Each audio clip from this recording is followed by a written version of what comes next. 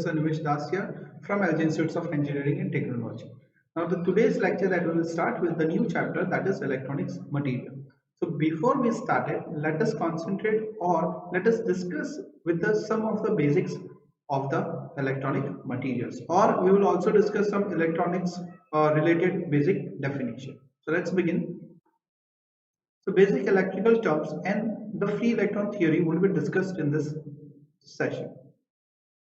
So now the basic electrical terms such as, first, now Ohm's law is very much familiar to you guys. Okay, now what is Ohm's law? Basically, Ohm's law give you the relation between what? Between an electron flowing from one point to the another point and the potential difference between the same. So we can correlate it, that is I is proportional to V, that is, now see, this is the proportional. So we need to get some proportional constant to make it fixed, such that I equals to V by R, or we can also write that V equals to IR, where R, that is the resistance, is a proportional constant. Next term is resistance. Now we know that the generalized word resistance means it is opposing some force. Now what is opposing in the electrical term? It is opposing our flow of electrons or current. So the resistance is proportional to length upon area or the cross-sectional area. Here also we require some proportional constant. So we are getting R equals to rho by L, rho into L by A, where rho is nothing but the resistivity. So the term resistance and resistivity are actually different. Here it goes with resistivity is nothing but ohm per meter.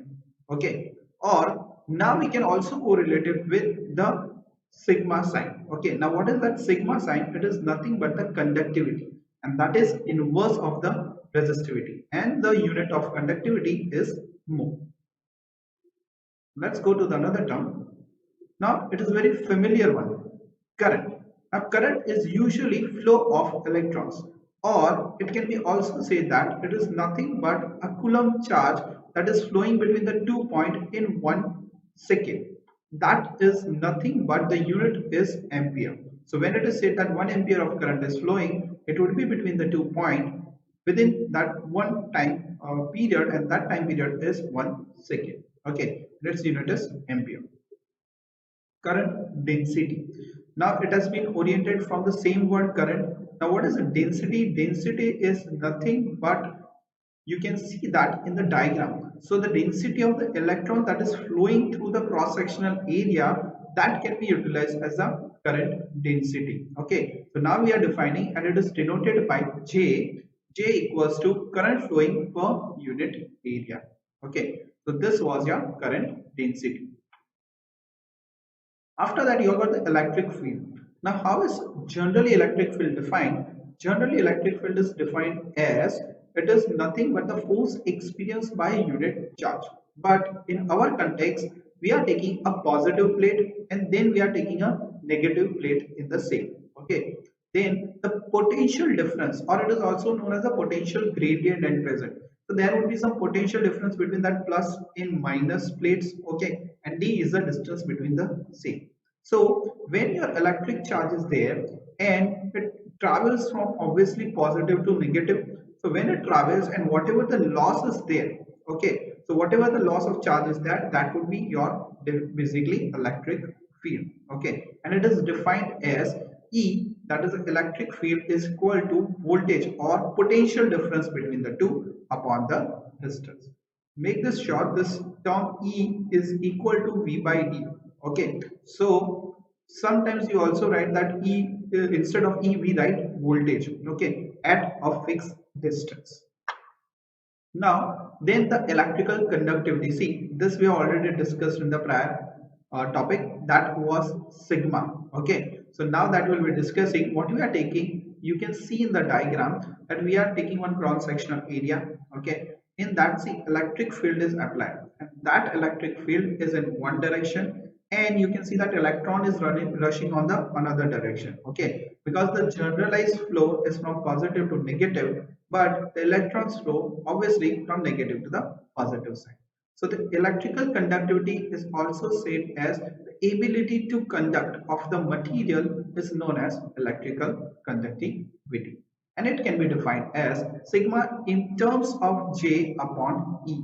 Now when we are saying sigma, its unit is obviously mho per meter, okay, or mho m raised to minus 1. It says that it is a current. Now what is J? It is a current density, so amount of the current flowing per unit area by per unit you are getting with the electric field. Okay, so this is your electrical conductivity.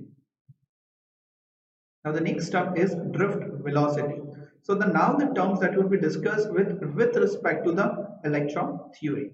Now what is the word drift? Okay, so in that the drift is coming from the diagram. You can just see that what happens when we are providing that electric field. So when we are providing that electric field, what happens with the electrons? They get to go from negative to the positive terminal. Okay, why? Because usually current flows from positive to negative, but our electrons will arrange and will start with gain some velocity. Initially what happens? Initially all electrons are at the random position, but now what happens? Now as you provide some field, they get rearranged, okay, and gain some velocity. So that velocity that is gained because of the applied field, that is your drift velocity. Okay, so again we are notifying it that the average velocity acquired by electrons due to applied electric field, that is your drift velocity, and it is denoted as Vd. Okay, that is the drift velocity equals to length covered, okay, or the distance covered by that applied electric field. So when you are applying electric field and whatever the distance is covered upon the time taken, okay, so that is nothing but your meter per second, and that is the unit of the velocity. But to differentiate it, we will be writing Vd, that is your drift velocity. After that, the mobility. Now the mobility comes from the word traveling from one place to another. From the same word mobility, mobile has also arisen. Okay, so why what is mobile? We can travel and talk. So that is the word mobility. Now the mobility says that when the drift velocity is acquired by the electrons in the presence of electric field, they tend to move from one position to another. Okay, so this all things happen because of the electric field applied.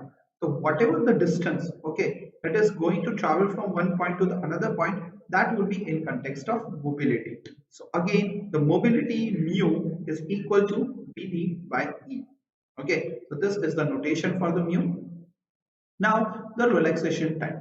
So basically what is relaxation time? Initially all electrons are randomly arranged, okay, or they are in the random position. The moment you provide the electric field, they get rearranged and then they start traveling from negative to the positive. So the time taken by the electrons to attain the velocity, that is 1 upon E times the original value.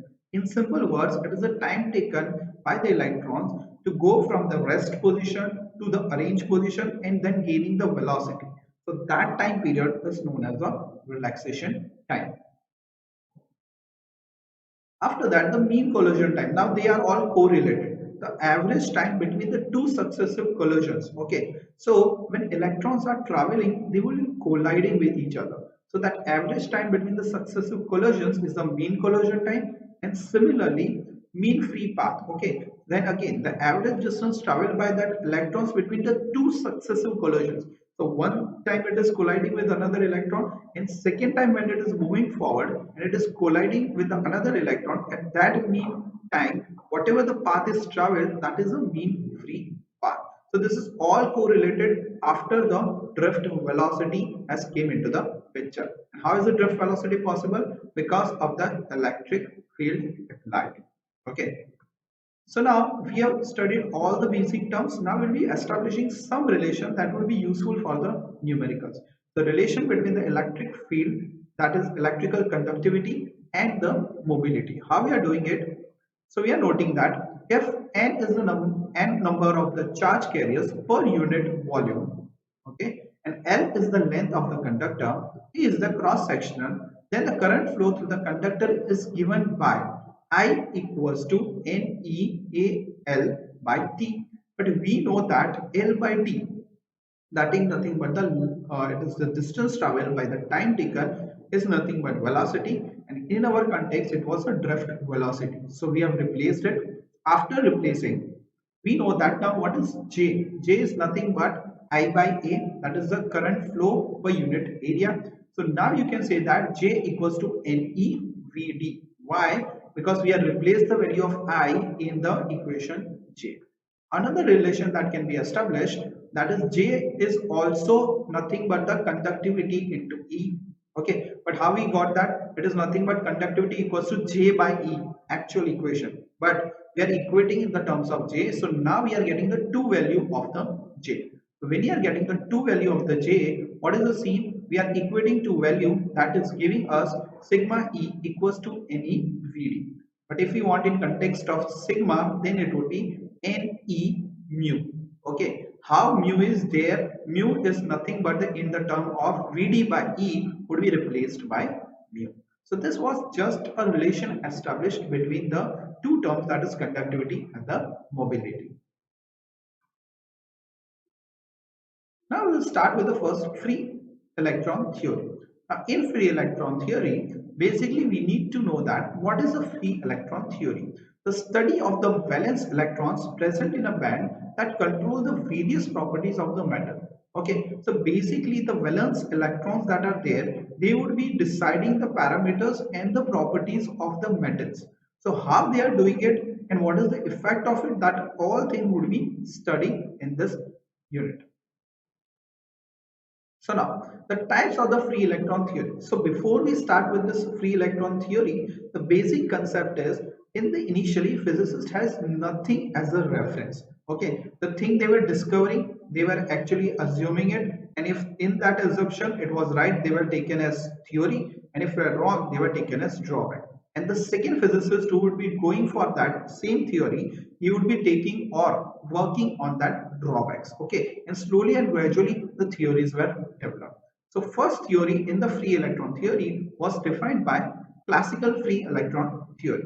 And what is it? It was proposed by Drude and Lawrence in 1900. Okay, so again some assumptions would be there.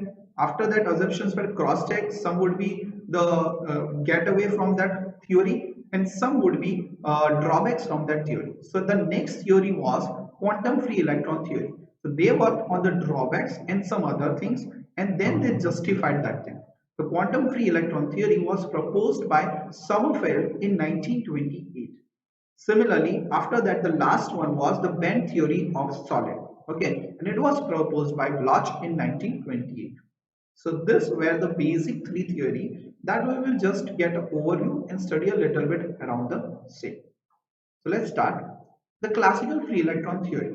So basically what he means to assume, the first assumption was made that a solid metal has a nucleus with revolving electrons that move freely, but it moves like a gas molecule. So it is free in nature. Okay, there is no foundation and it can move anywhere free.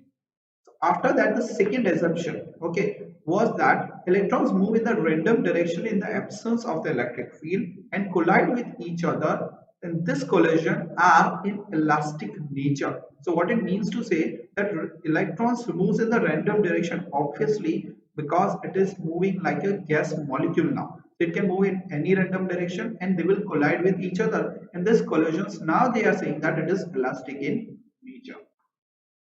After that, electrons obeys all the law of the kinetic theory of gases. After that, in the presence of the electric field, electrons align opposite to the electric field. So it means to say that whatever the applied field is there, the electrons will be aligning in the opposite direction. And that we know why. Because the flow is from positive to negative and the electron goes from negative to positive. And the last, electrons obey Maxwell-Boltzmann statistics. So now these are the list of the assumptions that they made with respect to free electron theory. Now after the assumptions were verified, what happened? There was some success. What? It verifies the Ohm's law. And how Ohm's law was verified? By starting the free electron theory derivation, that was conductivity and mobility. After that, they went to get derived, and at last they formed a Ohm's law, or they reached out to the Ohm's law to prove it. It also explains the electrical conductivity of the metals. Along with that, it also explains the thermal conductivity of the metals. Okay, so thermal conductivity is also same. like as the electrical conductivity, heat also travels through the metals. Okay, similarly as the electrons or electrical signal or the electricity that travels in the metal. Okay, and also it defines the Weinmann-French law. Now this Weinmann-French law we will study in the just next session of the same. So it also defines that Weinmann-French law. So after this success, they were the drawbacks. What were the drawbacks? It was not able to justify or explain photoelectric effect, black body radiation, that is nothing but a black hole type thing. Okay, then the quantum effect. So this three effect, it was not able to justify it properly. After that, it was also not able to explain the electrical conductivities of the semiconductors and insulator. Now the thing is that we already know that the third part is the band theory. So obviously till band theory, it was not able to justify the semiconductors and insulators. Okay, but this we know everything at present because it has been all achieved. Okay, but the moment when they were doing the work, at that point of time, it was just an observations going on. Okay, so that's why they were not able to differentiate between the electrical conductivities of semiconductor and insulator. After that, the ferromagnetism was also not able to be explained. Lastly, the Weinmann's Friend law was able to hold the values at the higher values of the temperature, but at the lower values it was not able to justify it.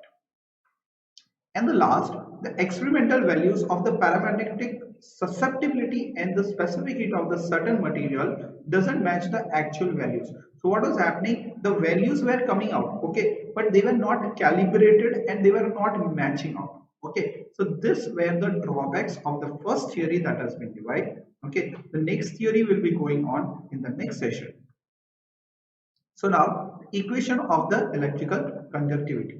This we have already discussed. I am just repeating it because see, in that we have studied that I equals to NE AI by T.